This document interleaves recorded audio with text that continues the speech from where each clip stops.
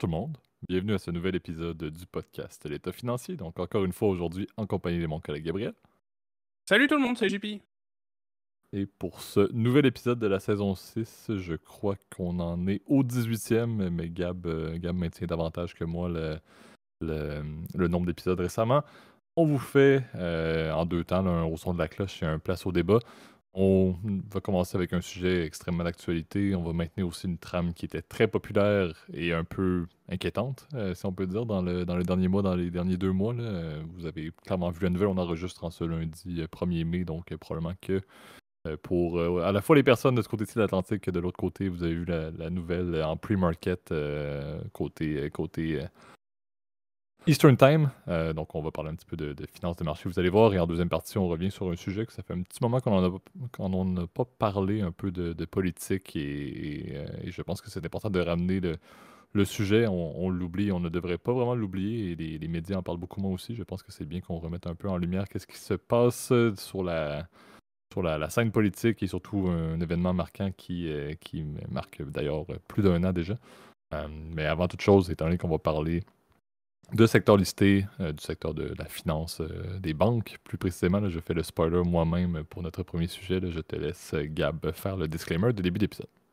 Alors petite correction, c'est c'est pas politique, c'est plutôt géopolitique au niveau de notre deuxième sujet. Mais bon, je pense que vous aurez deviné déjà. Techniquement, il y a quand même de la politique. Hein, Oui, mais c'est surtout, bon, bref, c'est plus de la géopolitique. Là, je veux pas faire le connard là. c'est un peu ça là, mais bref, donc vous le savez, chers un place au auditeurs, débat, si c'est vous nous bien. écoutez. On pourra faire en fait le C'est ça. début sur la L'introduction est décontextualisation. c'est ça, l'introduction est un place au débat en fait en soi là. C'est comme t'as un troisième segment maintenant là, mais bon, évidemment vous le savez, chers auditeurs, tout ce qu'on parle évidemment dans le podcast, il s'agit que de notre opinion personnelle. Il ne s'agit pas d'une recommandation officielle de placement. Moi, je vous invite toujours évidemment, puis JP, je pense toi aussi, à prendre contact avec un expert si vous avez des questions sur votre profil d'investisseur et sur vos placements. Lui seul ou elle seule sera en mesure de déterminer avec vous aussi, de manière légale aussi, si effectivement ce placement est convenable évidemment à votre profil d'investisseur. Effectivement, bon, bah, ça a deux sujets, on va dire, qui risquent évidemment d'être très intéressants. Je dois t'avouer, tu as eu les deux des deux, donc je donne le crédit à JP pour cette semaine, là, parce que j'étais vraiment à court d'idées, honnêtement, là, malgré ma tendance sur le spectre. Normalement, j'arrive à plonger, à sortir des sujets. Là, ça a été plus compliqué cette semaine. Donc, en attendant, j'ai bien hâte de voir ce qui va se passer, en tout cas, et voir, ce que va donner ces deux sujets-là. Je pense qu'on est prêt, JP. Qu'est-ce que t'en dis à lancer le premier jingle? Absolument. Donc, on commence en force avec le au son de la cloche.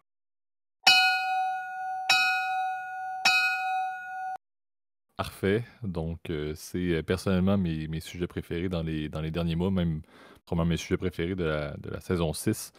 Ceux qui ont d'ailleurs eu aussi je pense qu'il y a eu beaucoup d'histoires, beaucoup de plaisir là, pour vous, chers auditeurs, à contribuer, à partager, à participer et à nous écouter pour cela. On n'a pas le choix. On doit retourner dans le monde, je l'ai mentionné en intro, là, dans le monde des banques, dans le monde bancaire, dans le secteur financier, le système financier et le doute global qui se produit comme à l'habitude.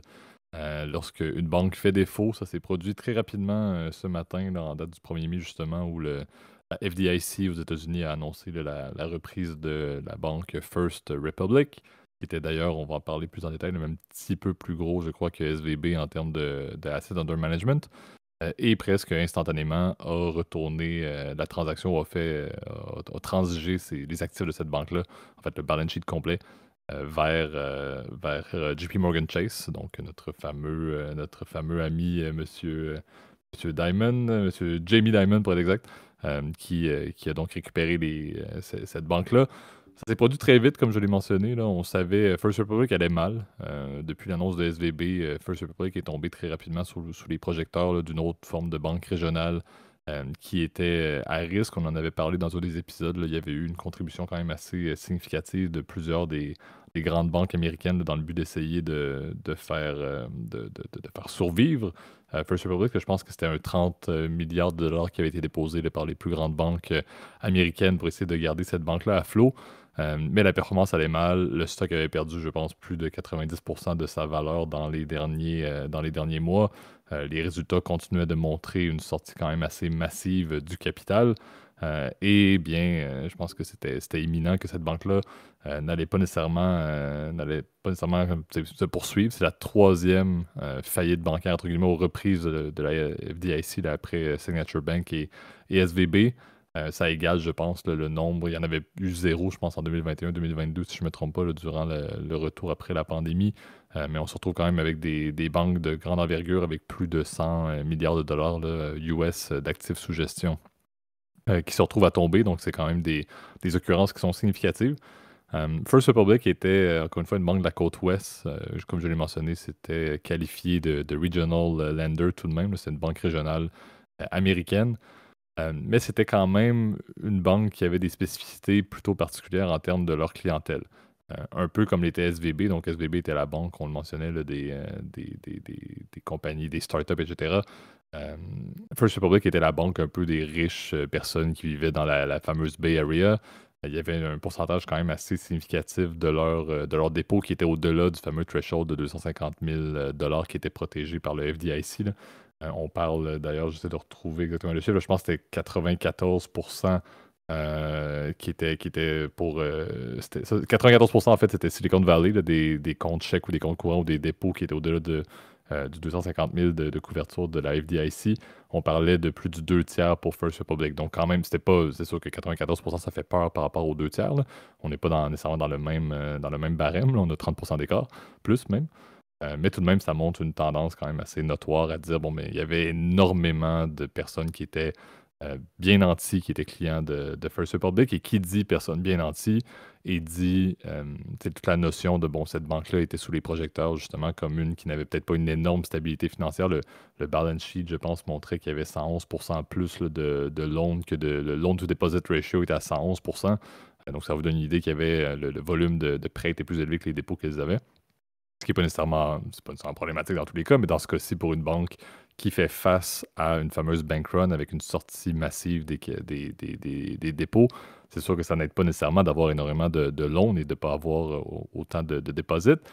Et le problème, et je pense que c'est un petit peu ça, on ne va pas retourner dans le monde des Treasury Bonds US et tout, là, avec la hausse des taux d'intérêt. Il y a eu une annonce, je pense, cette semaine, d'ailleurs, on en parlera, là, qu'il va encore possiblement y avoir une hausse de 0,25 du taux de base US. Donc, encore une fois, je vais faire fi de clasher un peu la Banque centrale américaine présentement, là. On en reparlera bien évidemment dans un Ça va épisode finir, ça va futur. finir comme ça va finir comme le running gag de ce podcast-là, en fait. Ouais, mais c'est ridicule. Moi, encore une fois, là, tu m'incites à aller là-dedans, Gab, puis je ne veux pas. Là, mais je trouve ça fou. Là. Il y en a tellement des annonces, c'est ridicule. J'en peux plus de ces meetings-là dans une nouvelle ville. Je l'avais déjà mentionné, là, mais à se prendre un petit café, puis un buffet froid, puis après ça, annoncer 1,25 à chaque fois sans aucune logique à force, à part le fait que toute l'économie plante. Bref, encore une fois, je m'arrête là, je ne vais pas entamer. Mais pour ramener à First Republic, c'est un petit peu ça le problème. C'est la cause du défaut de cette banque-là vient directement de cette clientèle bien nantie qui avait facilement la capacité de tourner leur liquidité vers d'autres institutions financières. C'est exactement ça qui s'est produit. Ils avaient perdu, je pense, je pense que c'était un 100 milliards de dollars là, qu'ils avaient perdu, qui étaient sortis des comptes de First Republic vers d'autres institutions parce que, qui dit une clientèle bien nantie, dit, encore une fois, la fluidité de leurs capitaux, de leurs dépôts est extrêmement plus élevée que des personnes qui vont avoir moins d'argent dans les comptes, dans leurs comptes courants, ils vont être moins axés justement à les transférer rapidement. Donc, le fait qu'il y avait vraiment une proportion élevée de leurs comptes qui était au-delà du 250 000 qui étaient des personnes qui avaient beaucoup d'argent, qui avaient beaucoup de flexibilité de transfert de leurs dépôts, a fait en sorte que les liquidités fondaient à grande échelle. Je pense que c'était 40%, voilà, 40% des dépôts qui étaient sortis de la banque depuis le début de tous les problèmes dans le secteur financier, dans le système financier, ce qui est à peu près 100 milliards de dollars, justement, qui étaient sortis de First Republic. Donc, la banque ne tenait plus vraiment à flot. La transaction, comme toujours, le FDIC a demandé, là, incité à avoir des propositions qui soient soumises là, par les plus grandes banques US, donc JP Morgan qui l'a gagné. Là. Je lisais là-dessus et c'était en ce dimanche que les fameuses propositions d'acquisition devaient être soumises. Je pense que ça s'est même terminé en fin d'après-midi dimanche. Comme vous le savez, en ce lundi, ça a été annoncé avant l'ouverture des marchés que la transaction avait eu lieu. Donc, FDIC prenait la possession et transférait avec un deal bien, bien rodé avec JP Morgan. Jamie Dimon se sort d'ailleurs en tant que CEO, là, se sort avec un excellent deal.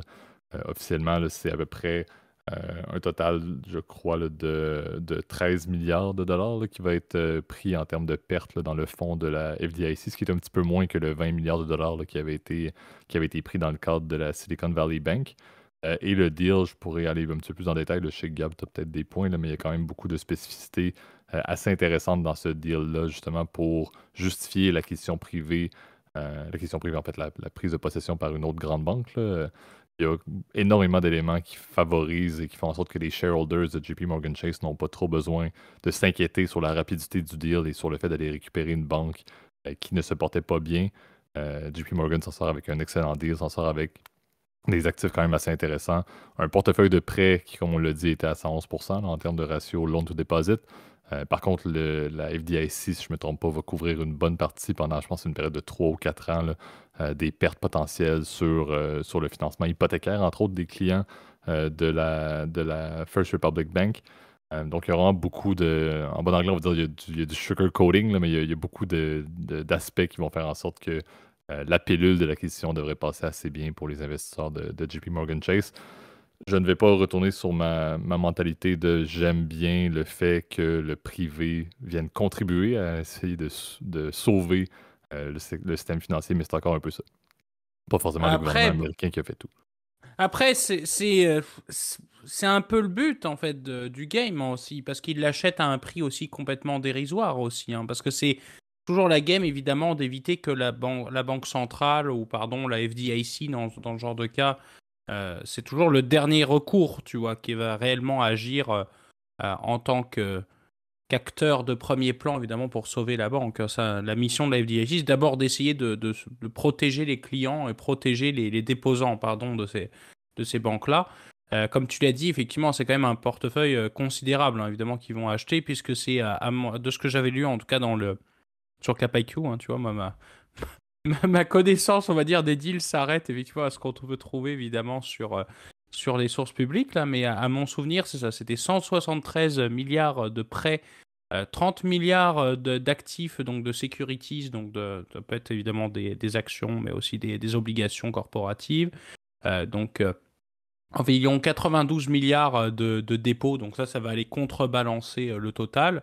Et effectivement, tu l'as dit, en fait, sans que c'est un deal évidemment énorme en termes de taille, mais par rapport évidemment à JP Morgan, évidemment, c'est pas grand-chose en fait. C'est triste à dire, mais c'est pas énorme en fait. Mais pour le coup, évidemment, c'est vrai que l'action de JP Morgan va être cruciale évidemment pour sauver évidemment la banque, parce que c'est vrai que plus t'attends tard, évidemment, plus les effets sont dévastateurs, hein, puisque on sait que souvent l'effet des bank runs, c'est une espèce de contagion, tu vois, qui peut arriver.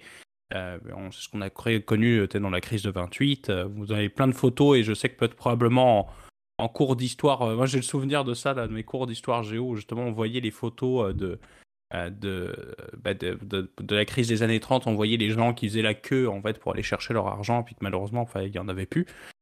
Et ben c'est un peu le scénario qui arrive malheureusement quand tu as une espèce de contagion financière à, euh, à très haut niveau, hein, pour le coup. Donc c'est le but, là, on a vu que d'ailleurs que l'action de la FDIC a fonctionné, parce que c'est le but. Et tu mentionnais que oui, le contribuable va devoir payer, je crois, 17 milliards, mais c'est pas vraiment le contribuable qui va payer. Les gens, ils pensent que comme c'est gouvernemental, c'est le contribuable. Non, non. C'est les banques entre elles qui s'assurent, qui payent des primes d'assurance pour se couvrir contre ce risque-là.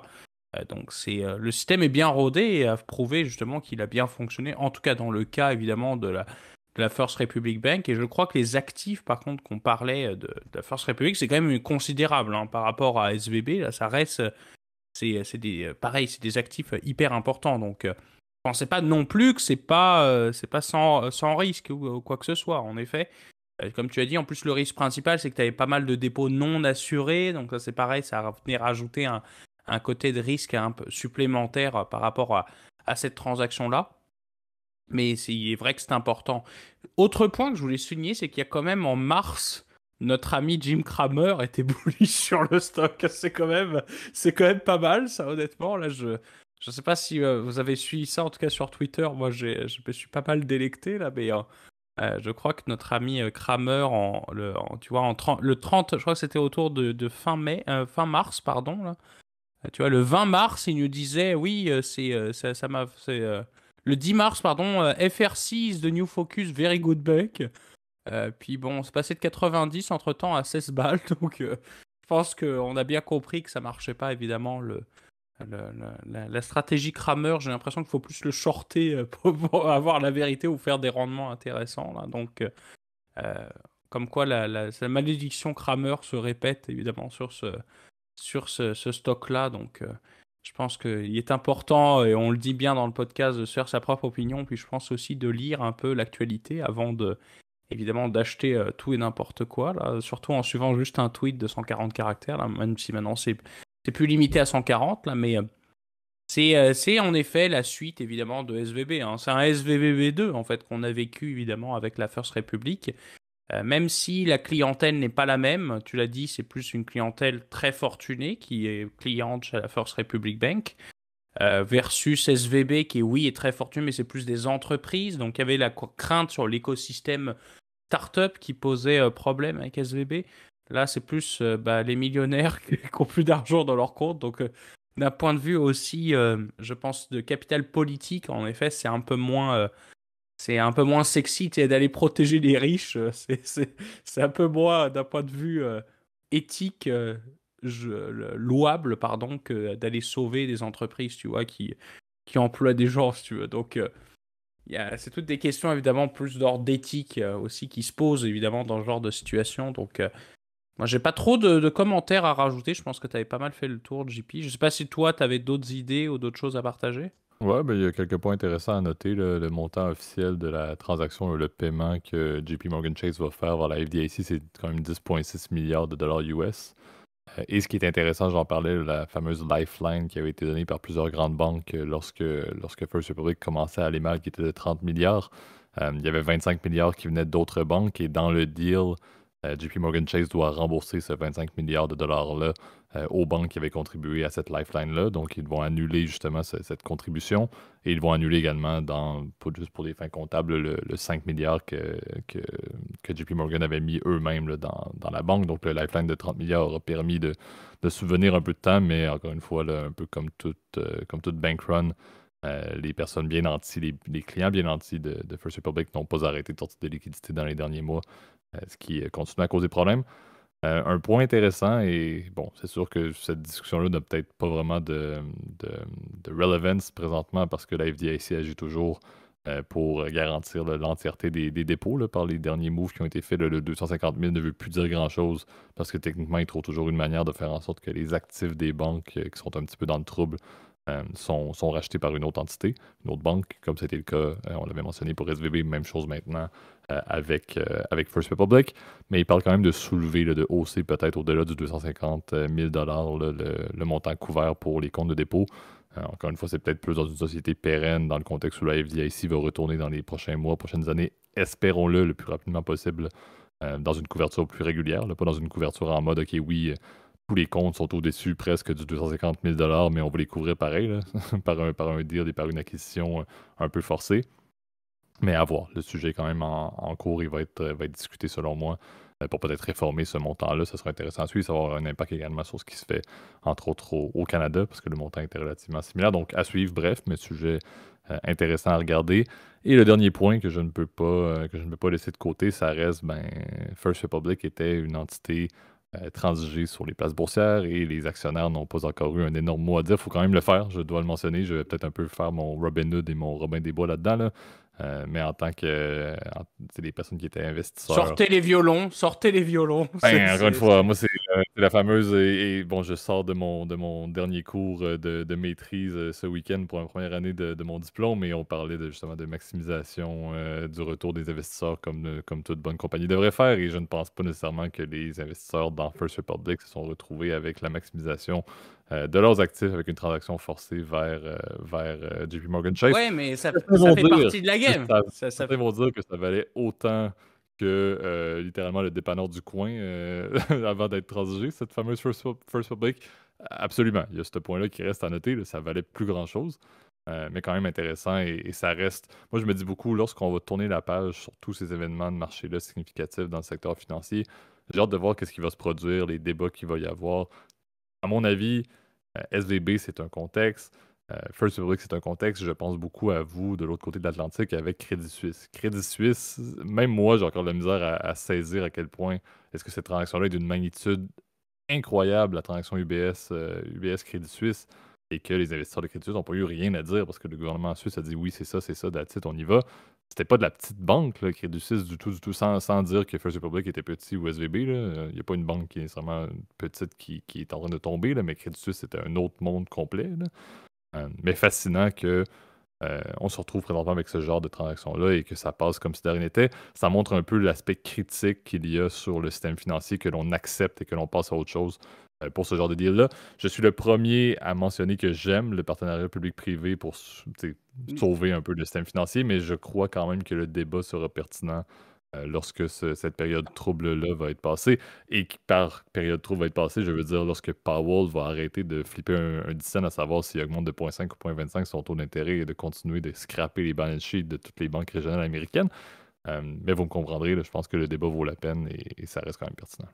Si je peux rajouter un dernier point, en effet, JP, juste pour ne pas te contredire, mais un peu. Faut bien faire attention, c'est pas un partenariat public-privé dans le sens où on l'écrit de manière récurrente. D'ailleurs, j'ai remarqué que tu as dit... Le public privé n'était pas pour mentionner le deal en question, mais plus ce qui s'est fait dans les derniers mois, parce qu'on a vu le gouvernement, par exemple, suisse, a investi beaucoup d'argent avant que le privé embarque avec la question du BS. Donc, c'est le public privé est plus pas dans le mode sur le deal spécifique, mais plus dans les transactions qui ont eu lieu pour essayer de Non, soulever mais c'est pas exactement ça que je voulais dire.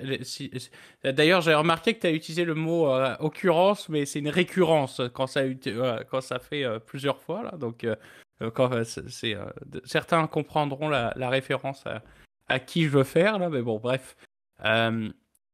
C'est pas un partenariat privé, on l'entend, quand vous entendez, par exemple, dans les médias traditionnels, entendre de partenariat privé, mais c'est pas la même chose ici, là, parce que tu l'as bien dit, en effet, c'est la négociation, si tu veux, de l'implication, si tu veux, en tout cas des gouvernements et plus des entités paragouvernementales, justement, dans des transactions qui, pour le coup, sont privées. Là, parce que ça, c'est des acteurs, les banques n'appartiennent pas à l'État, ça appartient évidemment à des actionnaires, ça appartient soit des actionnaires, comme tu l'as mentionné, en bourse, donc ça c'est ce qu'on appelle public en anglais d'ailleurs, parce que souvent on a cet anglicisme aussi, on a tendance à dire, nous en tout cas dans le podcast, à dire c'est public, c'est privé. Attention, là on parle vraiment que, là pour le coup, t'as réellement une action gouvernementale qui est juste de faciliter, si tu veux, une transaction ou de forcer une transaction parce que c'est dans l'intérêt, évidemment, des déposants. Et j'ai envie de dire, ça fait partie de la game, si tu veux. Ça fait partie de la game de l'investissement dans les banques, c'est de savoir, bah, oui, effectivement, si tu as une bank run, oui, ça peut tout péter, évidemment, tu peux tout perdre tes sous. Mais ça fait partie de la game. Rendu là, si tu n'as pas envie d'investir là-dedans, bah, t'investis pas dans les banques. T'investis, je sais pas, je sais pas, dans les épiceries. Ça coulera pas. Mais bon, c'est un peu, ça fait partie, si tu veux, de l'investissement, évidemment, dans ce secteur-là, tu as un risque réglementaire qui est un peu plus élevé, tu as un contrôle aussi gouvernemental qui est normal, parce qu'on veut protéger, encore une fois, les épargnants. Si tu veux, c'est malheureux, mais la personne, enfin, c'est même heureux, même plutôt, mais que tu sais que tu dors tranquille et que ton compte chèque, le lendemain, bah, les travailleurs, ils vont avoir leur argent dans leur compte. Un peu, c'est comme ça que je le vois, c'est peut-être... Là, les gens ils vont me dire ah putain, Gabriel, ça a été rendu communiste, mais non, c'est pas le cas, je pense pas. Mais il y a quand même il faut bien distinguer évidemment chaque partie prenante de la transaction et effectivement, il y a pas d'argent public qui a été mis là-dedans. C'est vraiment l'argent de la FDIC et c'est l'argent de la FDIC, c'est l'argent indirectement des banques qui se sont auto-assurées entre elles. Donc c'est bien important. Donc, il n'y a pas l'argent du contribuable pour le moment. Ça pourrait arriver, d'ailleurs, c'est ce qui est arrivé, par exemple, quand les grandes banques américaines en 2008 se sont fait renflouer. Là, effectivement, le contribuable a mis la main à la poche. Et c'est vrai que C'est plus d'ordre d'éthique, t'as un débat éthique qui est bien différent, pardon, dans ce genre de situation. Je pense qu'on peut passer du coup au prochain sujet. Qu'est-ce que tu en penses, JP? Absolument, parce que tu es sur le point de. Il va falloir qu'on revienne en arrière, qu'on rembobine pour faire deux places au débat, là, au rythme où tu es et à la forme que tu as ce soir. C'est ça. Donc, passons tout de suite vers un autre moment où on pourra avoir un clash sur un autre sujet cette Ah non, il n'y a fois-ci. pas de Donc, clash. Non, non, passons mais avec le en deuxième tout segment. Deuxième segment, c'est l'heure, le place au débat.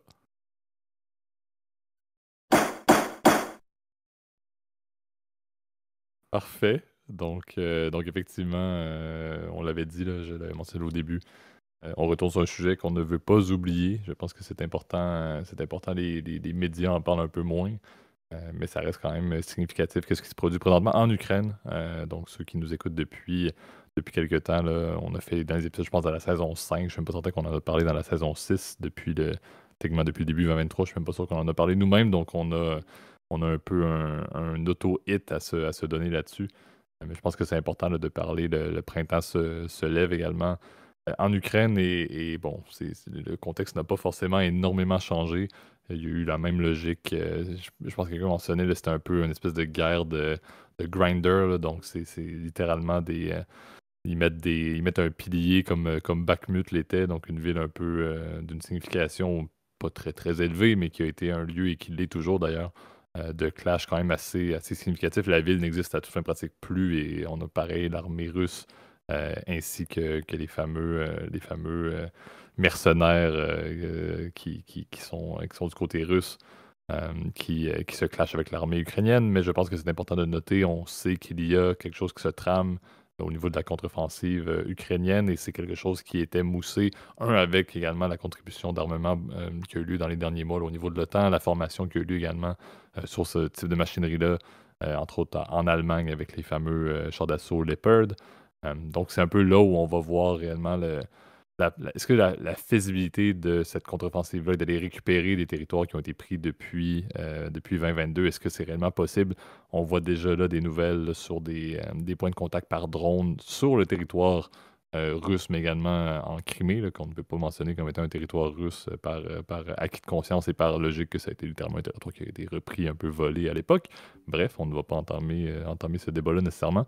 Mais on voit quand même que la capacité de l'armée ukrainienne d'aller dans des zones qui sont sous possession russe, d'aller même en frontière ukrainienne, mais côté russe également, c'est quelque chose qui n'était pas réellement le cas à l'époque. Mais on voit réellement là, une force de frappe qui existe.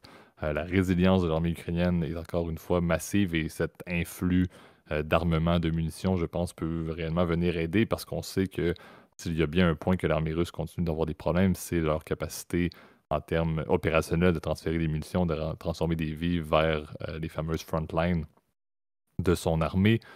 Donc, autant Wagner, là, avec, j'oublie le nom là, de son représentant, de son responsable, c'est Monsieur Prisogine Yevgeny ou Prigogine. Exactement. Donc, ça, au moins, j'étais là-dessus, mais tu sais, qu'il mentionne souvent qu'il manque de munitions et qu'il voit presque la logique là, que c'est un coup contre lui là, de la part de l'élite et de l'élite politique russe. Bref.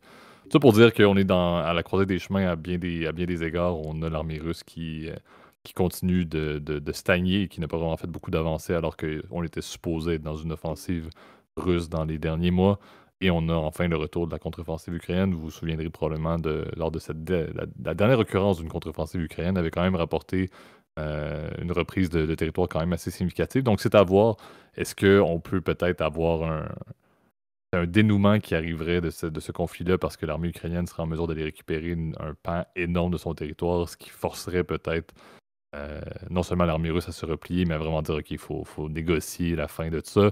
L'influx de l'impact de la Chine, peut-être, qui pourrait essayer de continuer à être un pôle pacifique, même si on sait qu'ils ont bien bénéficié du pétrole et de certains deals d'armement avec la Russie dans les dernières semaines, derniers mois.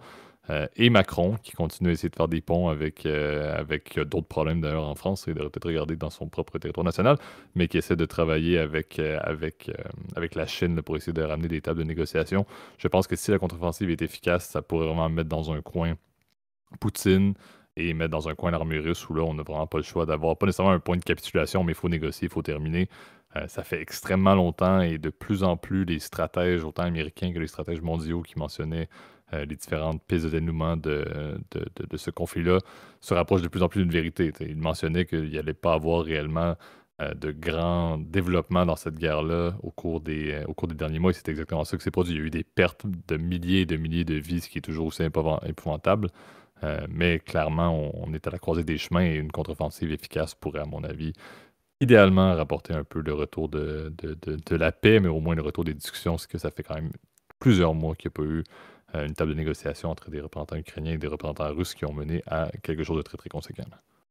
Ouais, alors JP vous a pas dit, mais il va se présenter prochainement aux élections syndicales en France. Il est nouveau secrétaire de la CGT ou de la CFDT. Non, mais en fait, je Euh, dis ça, mais aussi je dois faire une petite mention que ça ne va pas nécessairement mieux au Canada avec le problème, probablement avec les employés de l'État, là. Donc, globalement, c'est un peu le bordel partout. C'est résolu. Hein. Tu le sais que la grève est résolue au Canada. Mais c'est Est-ce un time-out là, mais c'est. est-ce vraiment, bref, on en parlera pas la totalité. Bref. Mais c'est assez intéressant. Bref, je voulais faire une petite blague que ça.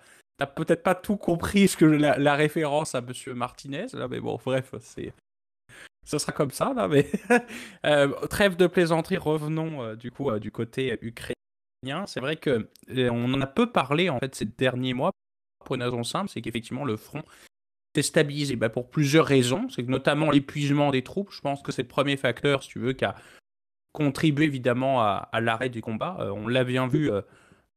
Je pense que les Ukrainiens ont fait d'énormes contre-offensives, notamment dans la région de Kharkiv, dans l'est, donc dans l'oblast de Lugansk, donc dans le nord-est du Donbass, pardon.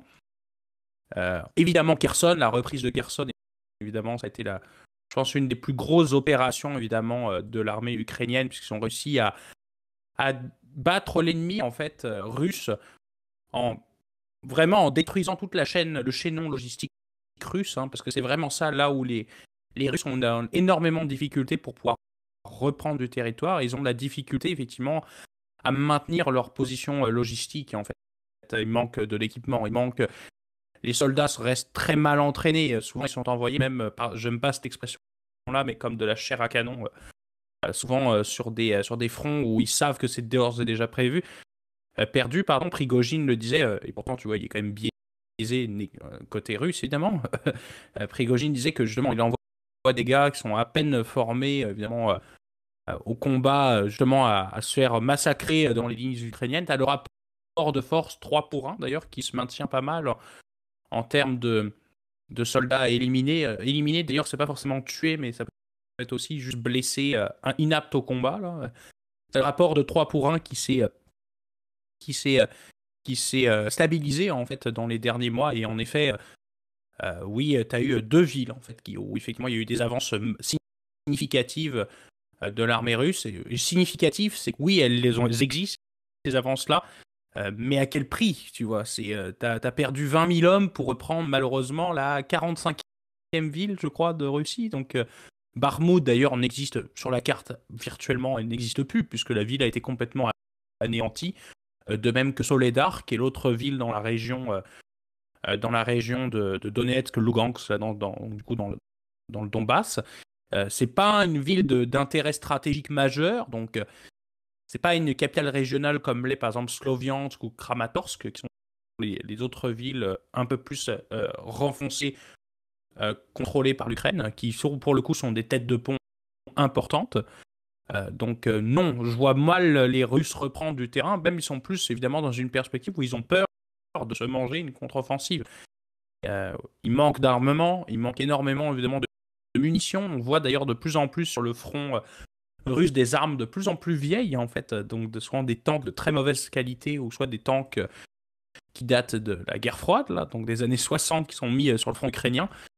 Donc moi ça m'indique une chose, c'est que l'armement commence à s'épuiser côté russe. Et oui, effectivement, même si tu arrives à choper de l'équipement étranger, ça reste, comment dire, trop compliqué, évidemment, pour tenir sur le long terme. Donc, la question de savoir, maintenant, tu l'as bien dit, JP, qu'est-ce qui va se passer sur les différents fronts? Kherson, c'est compliqué.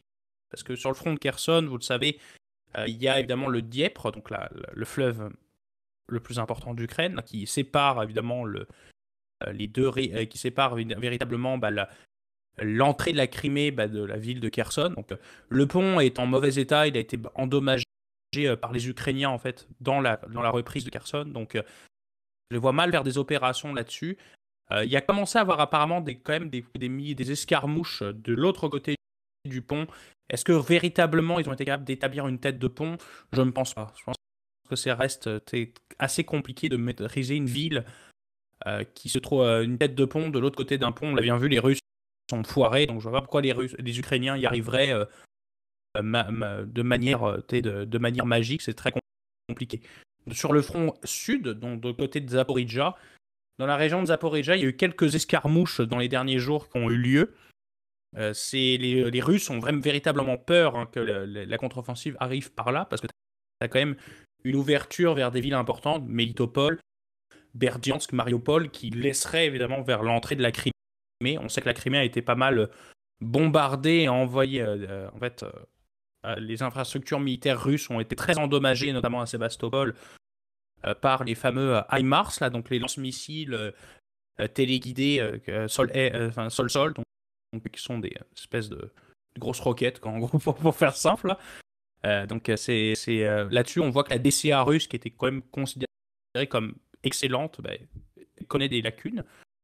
Sur le front Est, on l'a bien dit, dans le Donbass, il y a des avancées légères, mais à un coût, humain qui est pas rentable, en gros.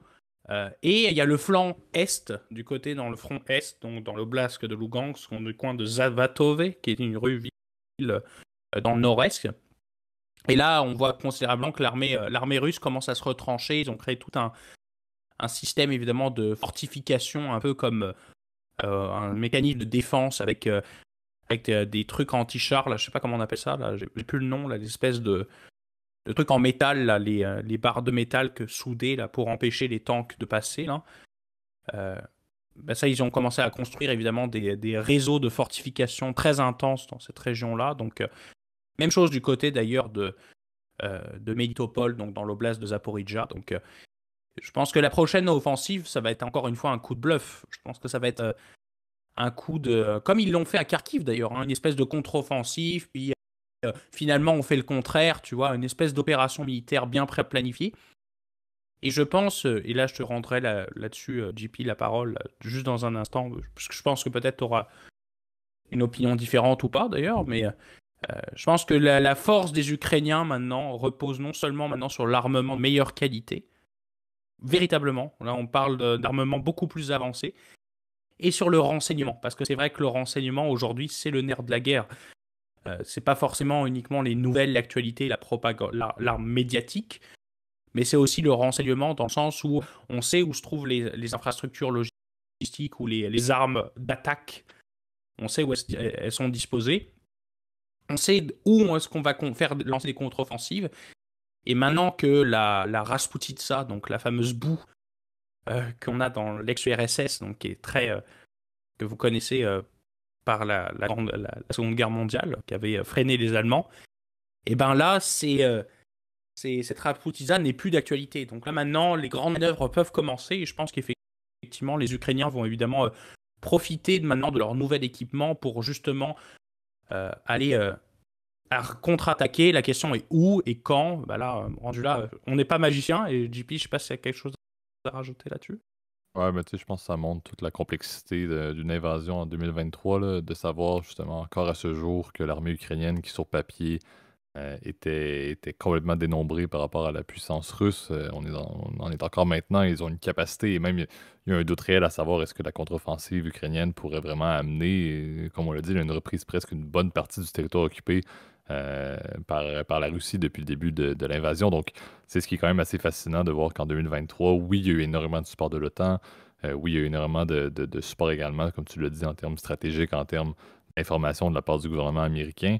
Mais c'est fascinant de voir que c'est vraiment, en termes de conflit, c'est malheureux, mais le fait de ne pas résoudre ça de manière avec des discussions diplomatiques adéquates, c'est littéralement, tu l'as dit, c'est de la chair à canon. C'est un paquet de décès considérable parce que l'armement est d'une efficacité énorme pour coûter des vies. Mais malheureusement, ça n'amène absolument rien. Donc, c'est un petit peu la tristesse de ce conflit-là, et c'est de voir Qu'est-ce qui va se produire au niveau des prochains mois, prochaines semaines, espérons-le, mais il va y avoir eu une année plus de combat pour un dénouement qui aurait été à peu près un statu quo. C'est la réalité, selon moi, du 21e siècle maintenant. Espérons que ce soit quelque chose qui va amener une espèce de logique où on n'aura pas d'intérêt à ce que des invasions soient faites par d'autres pays dissidents, là, entre guillemets Chine, Taïwan. Là. Mais c'est ce qui est un petit peu fascinant de voir que, bon, c'est triste à dire, là, je pense que les diplomates vont être heureux de m'entendre, mais je crois maintenant de plus en plus à la diplomatie. Je ne crois pas nécessairement à l'efficacité de l'ONU, là, ça, ne commençons pas ce débat-là non plus. Mais clairement que l'option diplomatique est la meilleure pour régler ou pour éviter ce type de conflit-là, parce que clairement qu'une invasion comme ça n'aura pas eu aucun apport des deux côtés. C'est littéralement des pertes considérables. Non. Après, là, malheureusement, JP, tu me laisses le champ pour te tacler, mais bon, la guerre, c'est pas bien. C'est un peu la conclusion que tu es en train de nous faire, là, mais vous sortez les violons. Bon, je te taquine, évidemment, là, mais tu le sais bien. Mais l'option diplomatique n'a malheureusement pas marché, hein, parce qu'elle a été essayée par l'Ouest avant l'invasion, et on voit bien qu'elle n'a pas marché. Donc, c'est une vraie réflexion à avoir aujourd'hui sur les institutions, sur le cadre de gouvernance mondiale. Sur l'ONU, tu dis que c'est pas un débat. Moi, je pense que c'est un énorme débat. Elle a prouvé, l'ONU, qu'elle n'a pas marché dans une crise politique, pour le coup. Ça, c'est une crise politique majeure. Donc, à voir, évidemment. Moi, je suis pas devin, mais je pense que ça va amener évidemment énormément de changements de la façon dont on réfléchit aussi à la géostratégie et à la géopolitique dans les prochaines années, là. Excellent. Donc merci. Merci pour ça. Donc, podcast assez intéressant. Merci à nouveau, Gab, pour ta contribution. Merci tout le monde pour vos écoutes. Donc, comme à l'habitude, vous pouvez nous retrouver là, sur notre plateforme clé qui est YouTube. Donc, n'hésitez pas à aller mettre un like sur la vidéo si vous appréciez le contenu, aller mettre un commentaire, suggestion de sujet, contribuer au débat d'ailleurs si vous le voulez dans la zone de commentaires qui est publique. Si vous voulez le faire de manière plus privée, Gab met toujours dans la zone de commentaires l'adresse courriel du podcast. Ça nous fait toujours plaisir de vous lire. En même temps, si vous voulez avoir les notifications, n'hésitez pas là, à aller mettre à cliquer sur l'abonnement pour la chaîne et en mettant la cloche pour les notifications. Ça aide également beaucoup pour le référencement du podcast.